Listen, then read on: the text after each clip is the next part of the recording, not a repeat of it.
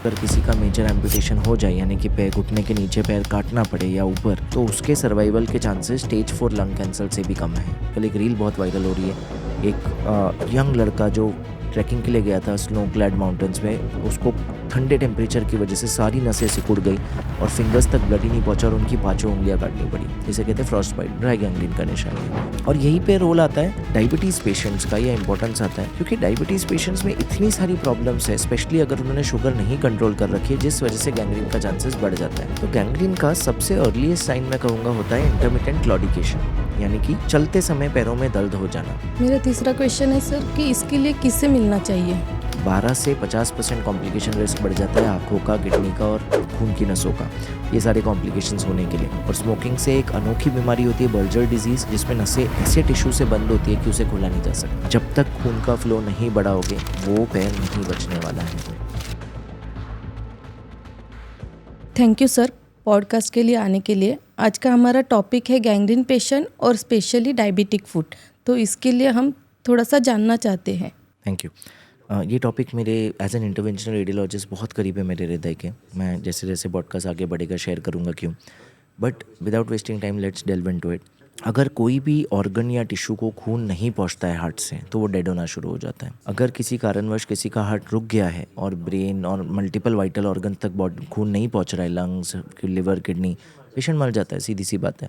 तभी हम CPR दे के कोशिश करते हैं कि हार्ट से थोड़ा खून जाता रहे जब तक पेशेंट का पल्स शुरू नहीं होता या मेडिक्स पहुंचते नहीं है हार्ट स्टार्ट करने के लिए। कई बार ऐसा होता है कि पूरे बॉडी का खून नहीं स्लो हो रहा है या हार्ट नहीं रुका है, लेकिन एक अंग को खून जाना कम हो गया है। जैसे सपोज अगर मेरे लेफ्ट लेग को किसी कारणवश खून पहुंचना कम हो जाए तो मेरा लेफ्ट लेग काला पड़ जाएगा। इस कंडीशन को बोलते हैं गैंग्रीन। अब ये कई प्रकार का होता है। ड्राई गैंग्रीन, यानी कि खून कम जा रहा है इसलिए का पार्ट काला पड़ता जा रहा है, डेड होता जा रहा है, लेकिन अभी तक कोई इन्फेक्शन की निशानी नहीं है। ये क्यों होता है? यूजुअली वो नस जो खून लेकर आ रही है, जिसे आर्टरी कहते हैं, उसमें कोई ब्लॉकेज है, क्लॉट है या कोलेस्ट्रॉल है, कोई ना कोई ब्लॉकेज है।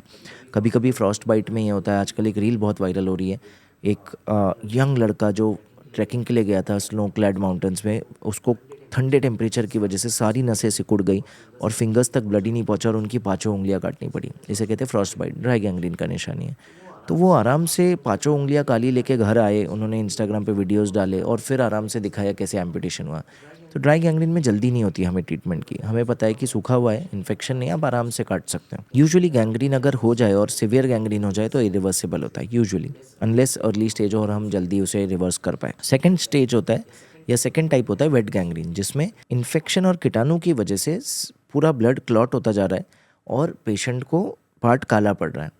इसमें फ़र्क ये है कि आपको टाइम नहीं मिलता। अगर आप डीले करोगे वो पार्ट काटने में तो वो और बढ़ सकता है ऊपर ऊपर और पूरे बॉडी को भी नुकसान पहुंचा सकता है, डेथ भी कर सकता है। तो इसमें आपको फास्ट एक्ट करना पड़ता है।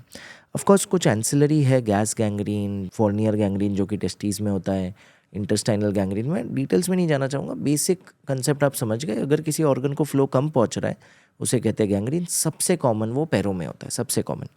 और यहीं पे रोल आता है डायबिटीज़ पेशेंट्स का, या इंपॉर्टेंस आता है क्योंकि डायबिटीज़ पेशेंट्स में इतनी सारी प्रॉब्लम्स है, स्पेशली अगर उन्होंने शुगर नहीं कंट्रोल कर रखी है, जिस वजह से गैंग्रीन का चांसेस बढ़ जाता है। सबसे पहले तो डायबिटीज़ पेशेंट्स का अगर शुगर कंट्रोल नहीं है तो उनके ब्लड में बहुत कोलेस्ट्रॉल और आर्टेरियोस्क्लेरोसिस होता है, जिससे खून कम जा रहा है टिश्यूज़ में, गैंग्रीन का चांस ज़्यादा है क्योंकि खून कम जाएगा तो पार्ट्स काले पड़ेंगे, जायज़ है। सेकेंड, उनको न्यूरोपैथी है। न्यूरोपैथी का मतलब जो सेंसेशन आपको और मुझे चलते समय महसूस होता है, हमारे इलेक्ट्रिकल नसें पैरों से करंट लेके स्पाइनल कॉर्ड और ब्रेन तक ले जाती है कि अब कंकड़ लग गया, अब गलती से कुछ शू काट रहा है मुझे। डायबिटिक पेशेंट को कई बार एडवांस स्टेजेस में वो सेंसेशन होता ही नहीं है, जिस वजह से उनको अगर कोई चोट भी लग जाए नाखून काटते समय, शूज़ ने काट लिया, कंकड़ लग जाए, तो वो घाव बन जाता है और वो सूखता नहीं है दोबारा।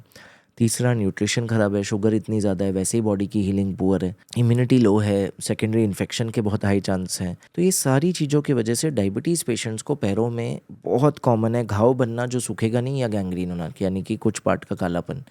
और इसलिए डायबिटिक्स में एम्पुटेशन भी बहुत कॉमन है, यानी कि गैंग्रीन या घाव की वजह से पैर काटना पड़ता है। इसलिए हम उन पे ज़्यादा आज फोकस करेंगे कि डायबिटीज़ पेशेंट्स ऐसा क्या करें जिससे ये कम हो। सर इसके लक्षण क्या है और ये ट्रीट ना किए जाए तो क्या होगा? देखो, कोई भी गैंग्रीन या घाव जो होता है उसकी शुरुआत हमेशा अर्ली स्टेजेस में कुछ साइंस आते हैं जो हम इग्नोर करते हैं। जैसे हार्ट अटैक का पेशेंट, कई बार ऐसा होता है कि पेशेंट को हार्ट अटैक आया, वो हॉस्पिटल भी नहीं पहुंच पाया, उसको कभी ना कभी अंजाइना हुआ होता है, वो जब सीढ़ी चढ़ रहा है अचानक सेकंड फ्लोर 2 फ्लोर चढ़ के ही उसे सांस लगने लगती है, वो इग्नोर करता है। कभी उसे लेफ्ट शोल्डर पेन हो रहा है, वो सोचता है कुछ नहीं है, शोल्डर पेन है। पेट में दर्द होता है, वो सोचता है एसिडिटी है। माइनर साइंस बॉडी हमेशा देती है। तो गैंग्रीन का सबसे अर्लीस्ट साइन मैं कहूँगा होता है इंटरमिटेंट क्लॉडिकेशन, यानी कि चलते समय पैरों में दर्द हो जाना। कई बार आप देखोगे अगर किसी को डायबिटीज है या नहीं भी है, वो कहता है कि सर मैं पहले 5 किलोमीटर चलता था, अब मैं 1 किलोमीटर चलता हूँ, मेरे पैरों में दर्द हो जाता है। मोस्टली काफ मसल्स या पिंडली की मांसपेशियों में, किसी किसी को थाई में या बटक्स में भी होता है, डिपेंडिंग की ब्लॉकेज कहाँ पे है। फिर वो कहते हैं सर मैं रुक जाता हूँ 1 किलोमीटर बाद, जब दर्द होता है रुक जाता हूँ थोड़ी देर के लिए, फिर चलता हूँ, फिर ठीक हो जाता है, फिर 1 किलोमीटर चलता हूँ, फिर वही दर्द उठता है, मुझे रुकना पड़ता है। इसको कहते हैं इंटरमिटेंट क्लॉडिकेशन। क्लासिकल ये हिस्ट्री मिलती है मैक्सिमम पेशेंट्स में। उसके बाद वो बताते हैं कि कुछ महीने ऐसे चला, फिर उसके बाद 200 मीटर में होने लगा, और अब ये हो गया 10 कदम चलता हूँ तो दर्द होता है, लिटरली चलना बंद हो गया है। इसके बाद रेस्ट पेन शुरू हो जाता है, यानी कि 24 घंटे दर्द रह रहा है, नींद भी नहीं आ रही है। एंड लास्टली अगर ऐसा चलता रहे तो पैरों में गैंग्रीन यानी कि कालापन या घाव बन जाता है जो सूख नहीं रहा है। वो घाव चाहे नेल कटर से लग गया हो नाखून काटते समय, या शूज ने काट लिया हो, या कोई कंकड़ लग गया हो, जैसे मर्जी, कुछ गर्म गिर गया हो, पर वो सूखता नहीं है। सो ये सबसे कॉमन कारण है, starting with intermittent claudication and rest pain but progressing to gangrene and non healing ulcer या घाव बनना। मेरा तीसरा क्वेश्चन है सर कि इसके लिए किससे मिलना चाहिए?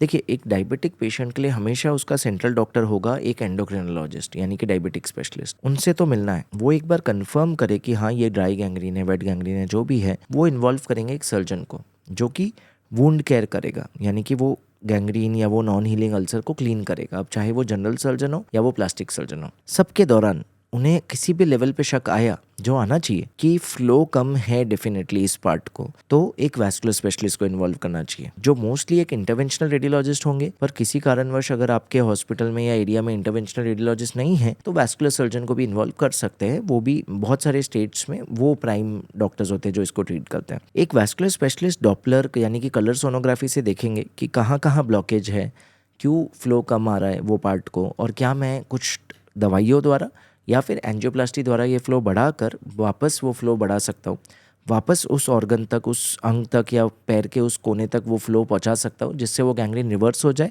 या अगर इरिवर्सिबल भी है तो और ना बढ़े। सर इसके लिए क्या ट्रीटमेंट लेना चाहिए?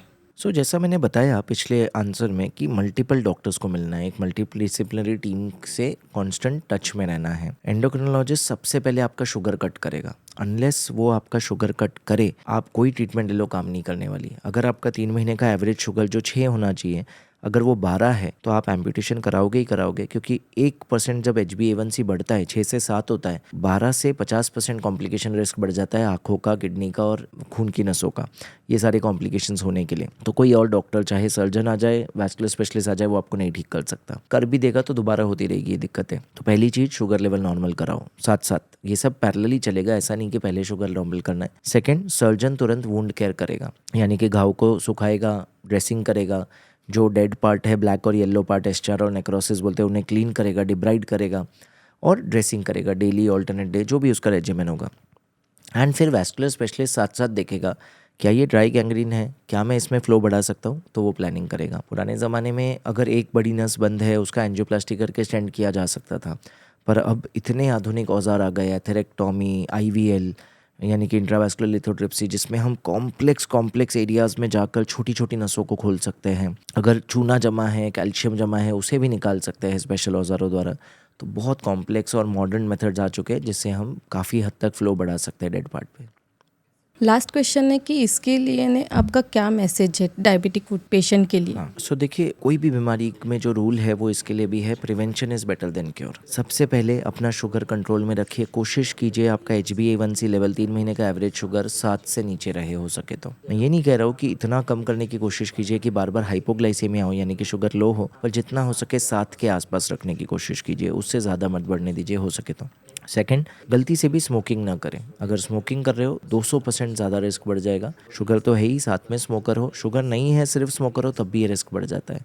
और स्मोकिंग से एक अनोखी बीमारी होती है बल्जर डिजीज़, जिसमें नसें ऐसे टिश्यू से बंद होती है कि उसे खोला नहीं जा सकता। तो डेफिनेटली स्मोकिंग अवॉइड करें। थर्ड इंपॉर्टेंट थिंग, रोज़ शाम को पैरों को अच्छे से ऑब्जर्व करें। देखिए कोई भी इंसान अपना तलवा नहीं देखता है कभी भी। हम डेली चलते हैं पर कभी ये नहीं होता कि रात को बैठ के शीशे में चेहरा देखेंगे, हाथ पैर देखेंगे ऊपर की तरफ, पर कभी भी तलवा नहीं देखेंगे कि नीचे सब ठीक है ना। तो रोज़ शाम को एक बार पैर को एग्जामिन किया जाए। फोर्थ, हमेशा सॉक्स और अच्छा फुटवेयर रखना है। प्रेफरेबली पोडाट्रिस से डायबिटिक फुटवेयर बनाएं, नहीं बना सकते तो अच्छे स्पोर्ट्स शूज़ लीजिए ताकि हमेशा पैडिंग रहे। कहीं भी शूज़ टाइट या नैरो नहीं होने चाहिए कि शू ही काट जाए पैर को। नाखून काटते समय बहुत सतर्क रहना है। पेडिक्योर करा सकते हो बेटर है, नहीं करा सकते हो किसी और से कटवाओ। याद रखो आपको सेंसेशन कम है। सिक्स्थ, कोई भी छोटे से छोटा घाव बन जाए नाखून से, किसी भी चीज़ से, तो तुरंत एक सर्जन से मिलना है और अपने एंडोक्रिनोलॉजिस्ट से मिलना है। घर पे उसे मैनेज नहीं करना है, अगर वो बढ़ गया वो हील नहीं करेगा। एंड मेन और लास्ट मैसेज देना चाहूँगा कि आज एम्प्यूटेशन, अगर किसी का मेजर एम्प्यूटेशन हो जाए यानी कि पैर, घुटने के नीचे पैर काटना पड़े या ऊपर, तो उसके सर्वाइवल के चांसेस स्टेज 4 लंग कैंसर से भी कम है। यानी कि एक लंग कैंसर पेशेंट जिसके पूरे बॉडी में कैंसर फैल चुका है, स्टेज 4 है, वो शायद ज़्यादा साल जी जाए कंपेयर टू एक पेशेंट जिसे सिर्फ डायबिटीज़ है और आधा पैर कटा हुआ है। क्योंकि पैर कटने के बाद एक बहुत कॉम्प्लेक्स कैस्केड शुरू हो जाता है कॉम्प्लिकेशंस का, बेड सोल्स, डिप्रेशन, बहुत सारी चीज़ें,